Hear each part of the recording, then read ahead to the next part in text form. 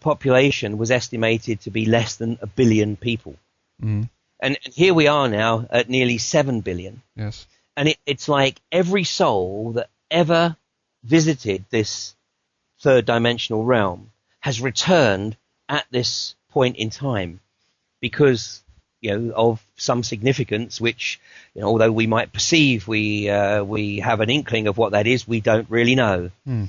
We don't really know. But, fortunately, there are increasing, spiritually aware communities. And, it is important, I think, to find perhaps a community that you can relate to, because one of the things that I will say, and I live in a community in the southwest of England that sort of considers itself to be, the alternative capital of Europe.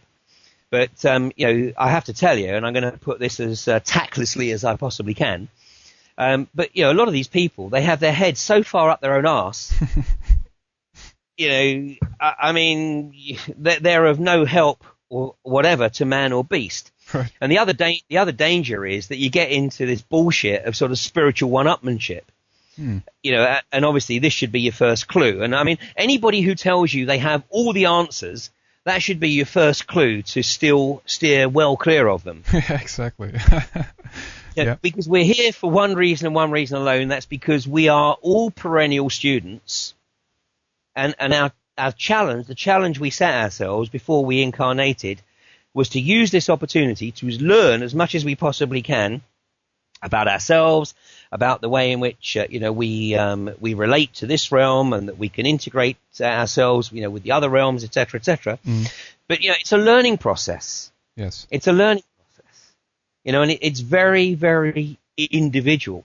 But, what is important is that at least when we do share with individuals, we can very quickly, hopefully, get away from the fact that we are individually in any way special. Mm. And the reason I raise that is because I think Jung, actually identified it very well, because he's clearly, I think, we would acknowledge as the pioneer of the transpersonal process, or understanding the transpersonal process in the last sort of century or so. Right. He identified that, as one goes through this, you do come to a point where you actually believe that you are the chosen one.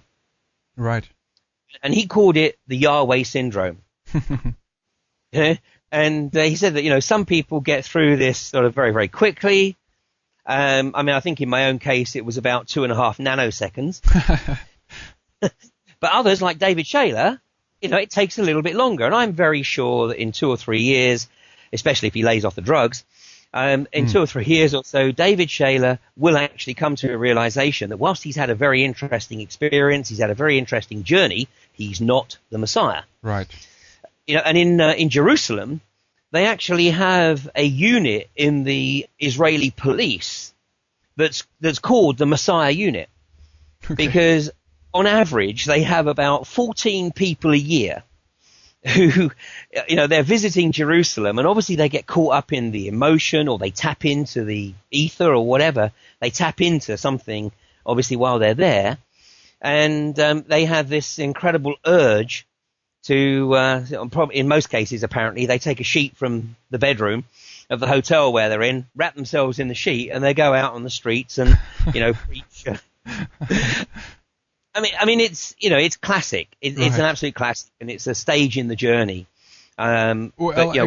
Exactly. Sorry to interrupt you, but exactly, I think you're right, and it's important for people on the outside as well to be aware of that is a natural process, because, as you say, about the integration and so forth that Jung talks about, that's not too widely known. People don't know that's something that many people might go through sometimes when they're around 40 or whatever, around 30, or some people have different stages in their life or different ages, but I believe it's a natural thing, a very healthy process in one way, because it depends also a little bit, the reaction, so to speak, of how that plays out is dependent on how you've lived your life up until that point. Meaning that if you're, if you've been very strict or what have you, the other side might be flowing over, and you're becoming more, loose and soft, if you will, or vice versa. So it's just to mention it, it's important that people know that just because one have these kinds of experiences, that doesn't, discredit you totally or make you nuts. I think that one needs to go into that process as well with 100% certainty and really live it, really be in it, to actually go through it, Oh, absolutely. I mean, let's understand, in the West, we have this absurd term called the midlife crisis. In the indigenous peoples, it's called the midlife opportunity. Yes. And, in many of the indigenous peoples, you cannot be a candidate to be regarded as an elder unless you've been through this process. Mm. And when they see the first signs of it, which, is apparently it's about the same as in the West. All of a sudden, the guy starts to comb his hair differently, or, dress differently, put on the tight leather trousers or whatever. But whatever, when they see the signs that, this is starting, that if you like, the Kundalini has been awakened, they have a place, and it's a cave, or it's a remote hut or whatever, and they make sure that the individual is, appropriately supported, with food, with water, with the elders coming to visit him, and he's encouraged to embrace the experience. Yes. What do we do in the West? Give people Prozac or Xanax. Yeah. Or we say, in the Britain, it's like, come on, get yourself out of it. Keep a stiff upper lip, man. And then when you hear people say, I've beaten the midlife crisis, because, basically they're still doing what they've always been doing. They're still doing, a 9-to-5 job, and they're still caught up in the financial slavery. No, they didn't beat the midlife crisis. The midlife crisis beat them. Yeah, there you go.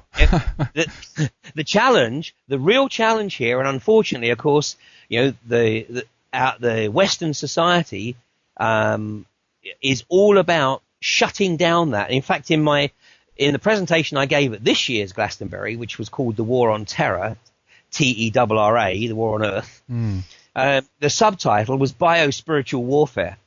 Because more and more people, and I think, Rick is a classic example, are having this, this awakening earlier and earlier in life. I mean, nearly 100 years ago, Rudolf Steiner wrote, he said, anybody who goes into this process before the age of 40 is not ready. Right. Now, he wrote that in 1908, or said that in a lecture in 1908. But that's not the case today. And I mean, I think there's no question in my mind that some of the children that are being born today are actually, being born into the world with a phenomenal level of awareness. Yes. And I mean, I see this in, some of the children that, my kids associate with.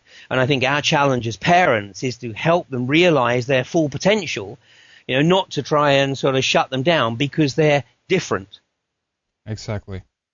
Yeah, I totally agree. It's horrible how we also have, as you said, we've suppressed the idea of the midlife crisis as we call it up here, in that regard, and definitely it's the other way around. This is something that is very unhealthy to suppress that. This should be encouraged and really so people can bloom out, so to speak, and come to their full potential. And I agree with you as well. I think that more and more, younger people are going through this faster and faster. I mean, we could even look at this speed up process that is going on up towards, 2012 or whatever we want to look, way beyond that, where information is accumulating, knowledge is accumulating. There's more and more, and it's going faster and faster. So a consequence of that is that when people come to this earth and when we grow up, we're gonna realize things much faster. In one way, it's very kind of logical if you think about it, because the nature of how much we are,